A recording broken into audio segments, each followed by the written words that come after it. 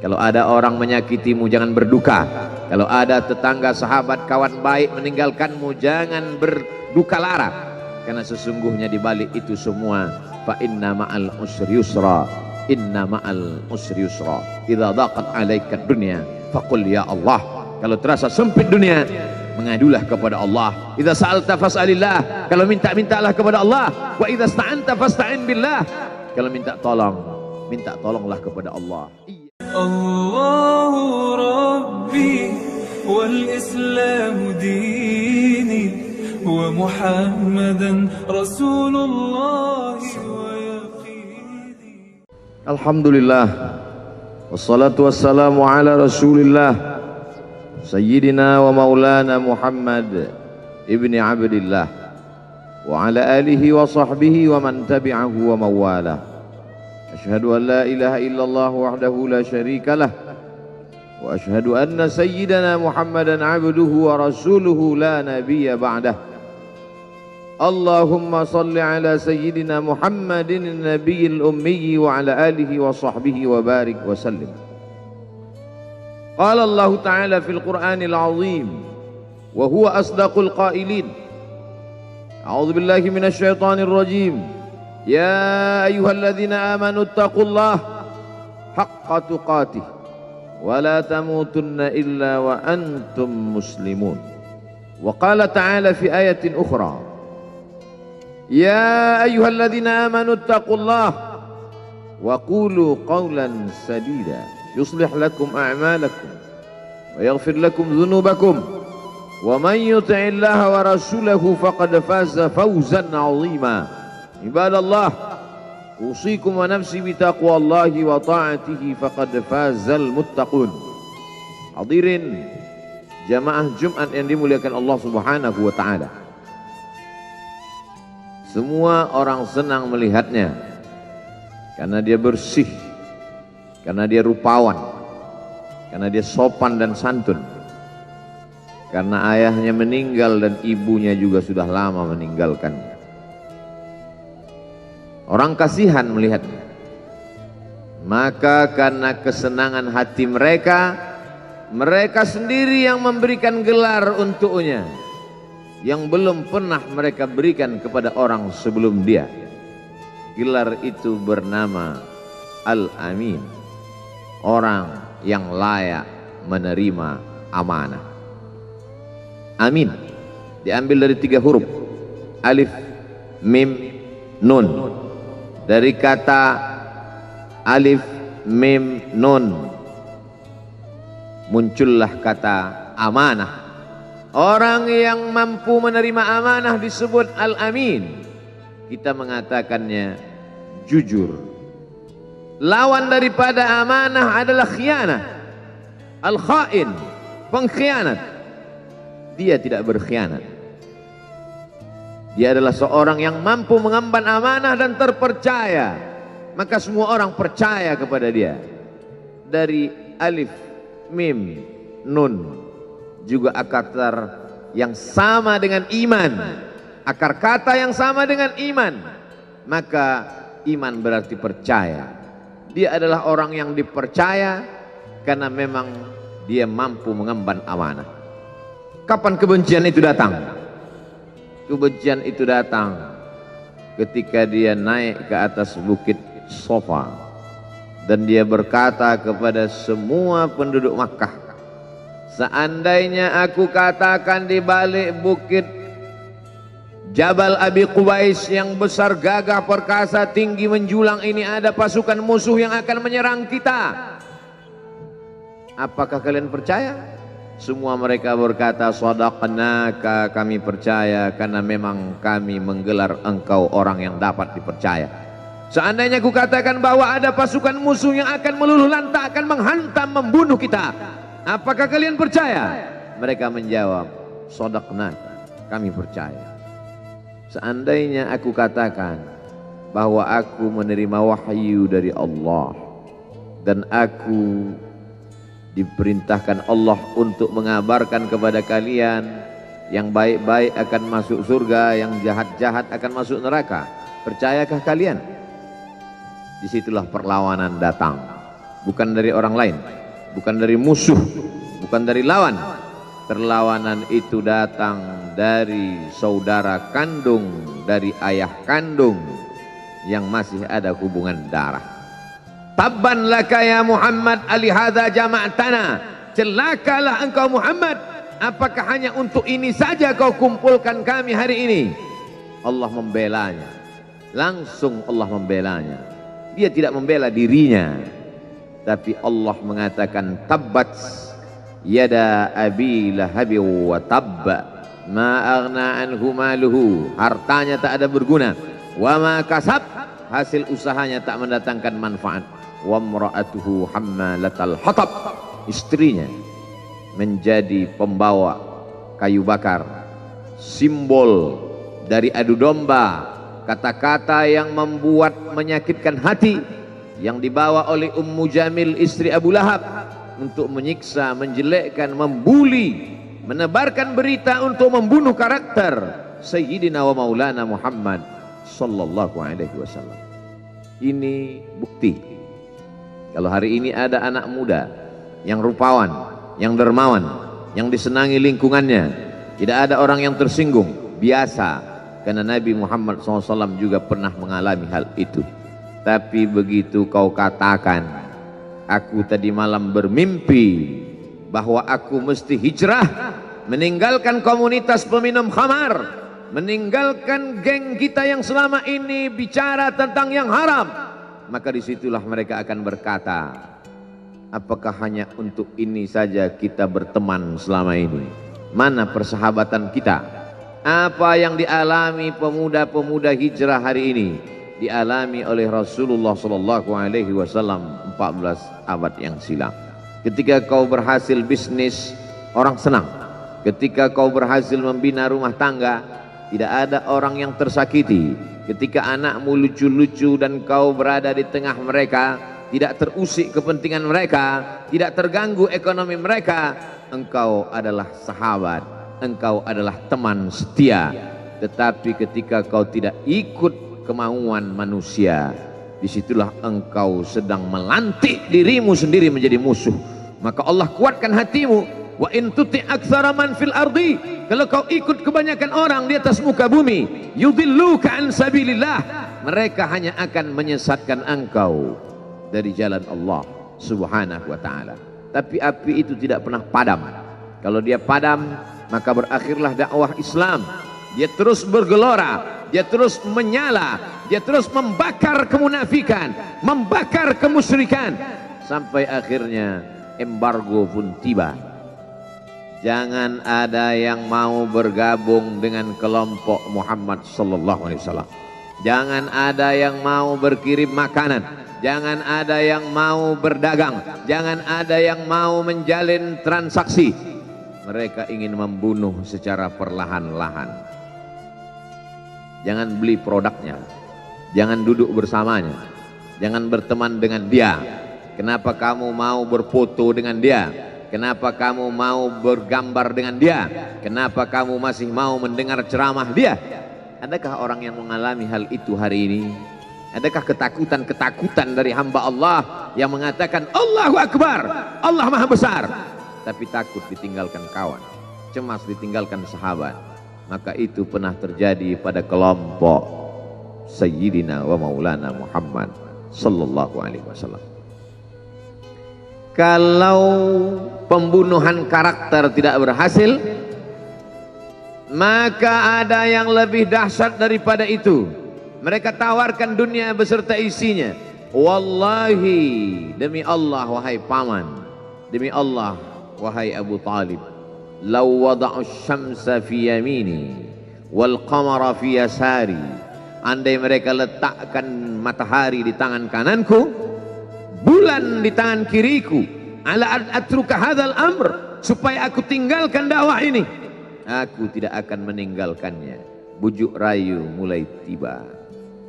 Itu terjadi pada diri Nabi Muhammad sallallahu alaihi wasallam.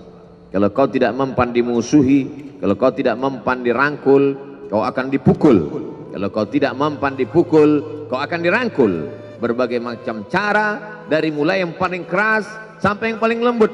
dari mulai yang paling lembut sampai yang paling keras, sampai akhirnya tempat bergantung itu hilang, lenyap, musnah. Ada dua tempat bergantung, saudara kandung ayah Abu Talib.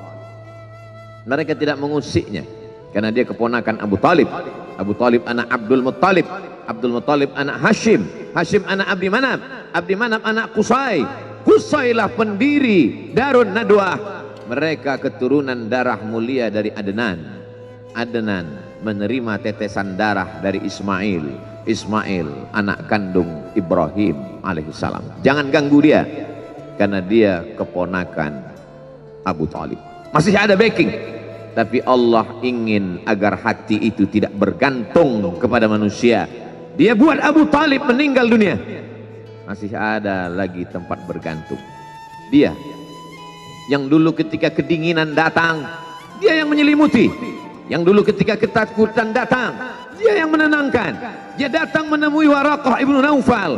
Waraqah berkata, Namus, malaikat yang pernah datang kepada Ibrahim, yang pernah datang kepada Musa, yang pernah datang kepada Isa, sekarang dia datang kepada suamimu. Katakanlah, jangan takut, jangan cemas. Kalau nanti sampai masanya dia akan diusir dari kampung halamannya, aku orang pertama yang akan membelanya. Karena begitu yang kutemukan dalam kitab-kitab suci yang kubaca, kata Waraqah bin Naufal. Hari itu juga tempat bergantung itu patah. Khadijah menghadap Allah subhanahu wa ta'ala. Tak lagi ada makhluk tempat bergantung, tak ada lagi ranting tempat berhinggap, tak ada lagi batang kayu tempat berpegang. Allah ingin agar engkau berserah hanya kepada Dia saja. Tidak ada makhluk. Bersandar kepada makhluk akan kecewa, bersandar pada kayu yang rindang akan tumbang, bersandar kepada benda akan binasa, bersandar kepada sahabat akan berubah menjadi musuh.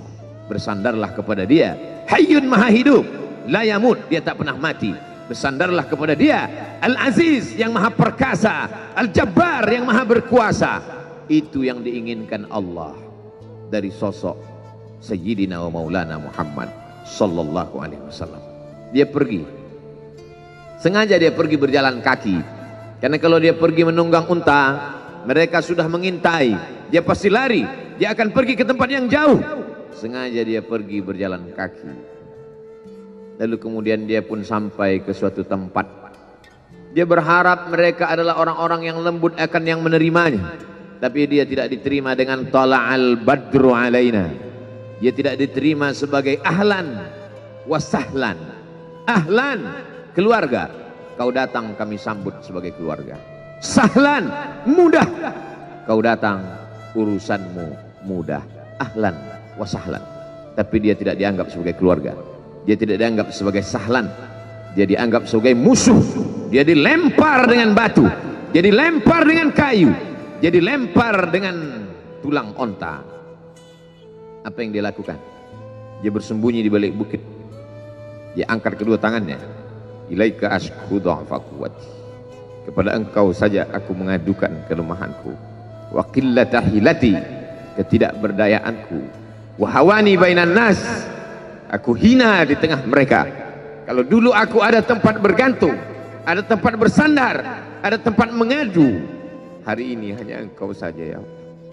Datanglah malakul jibal, malaikat penjaga segala bukit di atas dunia. Kau tunjuk mana bukit yang paling besar ya Muhammad, akan kutimpakan kepada mereka. Hati yang luka biasanya akan marah, akan kecewa, tapi itu tidak terjadi pada Nabi Muhammad sallallahu alaihi wasallam. Apa yang dia katakan? Asallah an yukhrij min aslabihim man ya'budullaha wa la yusyrika bihi syai'a. Ya Allah, keluarkan dari tulang sulbi mereka, keluarkan anak cucu mereka yang akan menyembah Engkau. Tidak ada satupun yang akan mempersekutukan Engkau di atas muka bumi ini. Doanya dikabulkan, hatinya susah, pikirannya kacau, tapi lidahnya tidak berkata-kata kasar. Dia doakan agar anak cucu mereka menyembah Allah. 100% penduduk Taif hari ini bersyahadat asyhadu an la ilaha illallah wa asyhadu anna Muhammadan Rasulullah. Doa orang yang teraniaya, doa orang yang terzolimi. Dia berhenti di sebuah kebun. Ada seorang yang bukan terpandang membawakan beberapa ranting anggur sebagai pelipur lara, penghilang haus, pelepas dahaganya. Ketika anggur itu akan masuk ke mulutnya, dia berkata Bismillahirrahmanirrahim, atas nama Allah. Maka hamba sahaya miskin, susah, melarat, perantau yang tak punya apa-apa itu heran. Apa yang kau ucapkan? Bismillah. Kau sebut nama Allah ya. Tidak ada satupun orang di kampung ini kalau makan menyebut nama Allah. Siapa engkau? Aku Nabi yang diutus Allah Subhanahu wa ta'ala. Berarti engkau sama dengan orang yang dulu pernah berada di kampungku. Engkau dari mana? Aku dari Ninawi. Ninawi ya. Di sana ada saudaraku, kata Nabi Muhammad SAW. Di sana ada saudaraku, namanya Yunus bin Matta. Yunus bin Matta adalah saudaraku. Sama-sama hamba yang diutus Allah Subhanahu wa ta'ala. Dia juga diingkari oleh kaumnya. Dia masuk ke dalam lautan, ditelan seekor ikan dalam 3 kegelapan. Gelapnya tengah malam, gelapnya lautan, gelapnya perut ikan. Dia berserah kepada Allah. La ilaha illa anta subhanaka inni kuntu minal zalimin. Begitu cara Allah mengingatkan Nabi Muhammad SAW. Apa yang kau rasakan hari ini belum ada apa-apanya dengan apa yang pernah dirasakan oleh Yunus bin Matta. Mendengar itu langsung saja Adas bersimpuh sujud mencium lutut Nabi Muhammad SAW. Dia tidak mulia, dia hamba sahaya, dia miskin, dia perantau, tapi dia sempat mencium tangan Nabi Muhammad SAW. Dia sempat menghilangkan dahaga dari leher Nabi Muhammad SAW. Pertemuan yang berkesan. Biarlah pertemuan itu sekali, tapi sampai ke lubuk hati. Untuk apa pertemuan yang berulang kali, tapi hanya sampai di tepi bibir, hanya basa-basi. Nabi SAW kembali, dia pulang. Di tengah perjalanan dia mendengar, qul, katakan, uhiya ilayya annahu istama'a nafarum minal jin. Ada sekelompok jin. Jin itu berkata, inna sami'na qur'anan ajaba. Kami mendengarkan bacaan Al-Quran ajaba, menakjubkan, ajib. Biarlah manusia menolakmu, biarlah manusia yang aku dan sombong itu tidak menerimamu, tapi ada satu makhluk yang mau menerimamu. Inna, kami dari kalangan jin, sami'na, mendengar, Qur'anan ajaba, bacaan Al-Quran yang mengagumkan, yahdi ila rusdi, yang membuat kami lurus berpikir benar. Betapa jin yang dikatakan makhluk jahat, tapi ketika dia mendengarkan bacaan Al-Quran tersentuh hatinya dan dia bersyahadat, anna minnal muslimun, kami ada yang muslim, wa minnal qasitun, kami ada yang kafir. Yang muslim taharrau rasyada, selalu mencari jalan kebenaran. Yang kafir kanu li jahannam hataba, mereka hanya akan menjadi santapan neraka jahanam. Dia kembali ke kota suci Makkah Al-Mukarramah seperti biasa, sampai akhirnya datanglah malaikat Jibril membelah dadanya, mensucikan hatinya sampai layak, lalu kemudian dia pun dibawa. Subhanalladzi asra bi'abdihi lailan, maha suci Allah yang memperjalankan hambanya pada suatu malam, minal masjidil haram ilal masjidil aqsa, dari masjidil haram ke masjidil aqsa, alladzi barakna haulah, kami berkahi sekelilingnya. Untuk apa? Linuriyahu min ayatina, kami ingin memperlihatkan kepadanya tanda-tanda kebesaran kami. Selama ini dia hanya didengar, azab kubur didengar, neraka jahanam didengar, malaikat didengar. Hari ini kami ingin memperlihatkan tanda-tanda itu kepada hamba kami. Jangan bersedih ketika kau didustakan, jangan bersedih ketika kau dibunuh karaktermu, jangan berduka cita ketika tidak ada manusia yang menerimamu. karena sesungguhnya itu hanyalah cara Allah menguatkan hatimu, karena dia ingin mengangkat derajatmu, menempatkan di tempat yang terpuji, memperlihatkanmu sesuatu yang tidak pernah dia perlihatkan kepada manusia yang lain. Dia buat hatimu hancur berkeping agar tidak lagi ada tempat makhluk dalam hatimu, yang ada hanya Allah semata. Ma fi qalbi ghairullah.